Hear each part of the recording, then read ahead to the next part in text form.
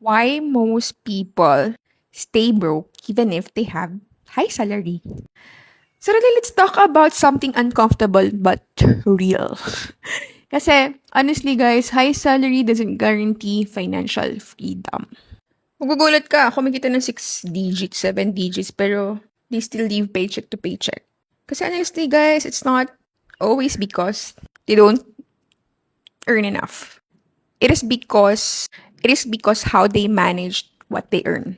The moment you increases your monthly income, pati yung mga monthly wants and monthly needs mo tumataas, you get a raise. And suddenly you would feel na parang, ay, outdated na yung car ko, I want a new one. And then you land a promotion, promote ka. And then your brain would tell you na, I deserve a designer bag. I deserve a designer clothes. I deserve a bigger house. And then you start earning more. But you're also spending more. So you would look like you're earning more. Ang tawag dito is lifestyle inflation. Dumating din ako sa ganito, ganyan din ako. Ang masaklap kasi dito, tumataas yung expenses mo. Mas mataas na doon sa tinaas ng income mo. Nag-increase ka lang ng 2,000, 10,000 pesos, pero yung in-increase ng lifestyle mo ay pang 20,000 pesos. And before you even know it, your upgraded lifestyle is already stealing your savings. You don't feel rich because you are slowly growing your asset. You feel rich right now because you are consuming more. Sometimes yung lifestyle inflation na yan, disguise yan eh.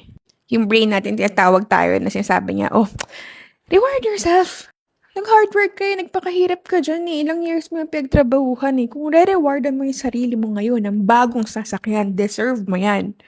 That is why hanggang ngayon, you're still broke. Eh, sablay ka pa sa financial planning. You don't track your money. Saan ba na pupunta yan? Wala kang emergency fund pa. Hindi ka pa nag-i-invest regularly, hindi ka pa nag-aaral kasi hindi ka nagsiset ng financial loss mo.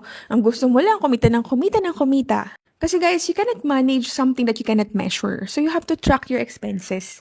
Kailangan natin mag-budget. Because a budget is not about restriction. It is about direction. You will instruct your money kung saan siya dapat pumunta. Instead of like, mag-wonder kasi napunta yun. Ikaw yung magde-demand dun sa pera mo. Saan siya dapat na-allocate? That's financial planning.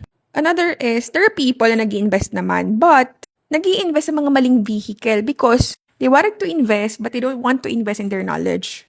They wanted their money to grow, but they don't want to grow their skill. Honestly guys, lahat yan pinagdaanan ko.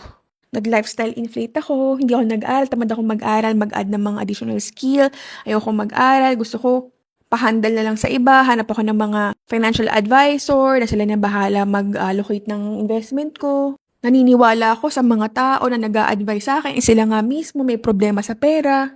Kasi we are always in a situation wherein we often chase the idea of earning more.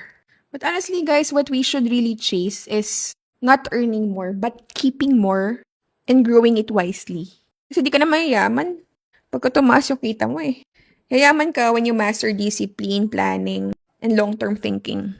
Kasi I've seen several people na naging successful and nagkaroon talaga ng financial freedom not because they are earning more, but they're good in keeping. They're good in monitoring. They're good in budgeting. And they know how to grow it.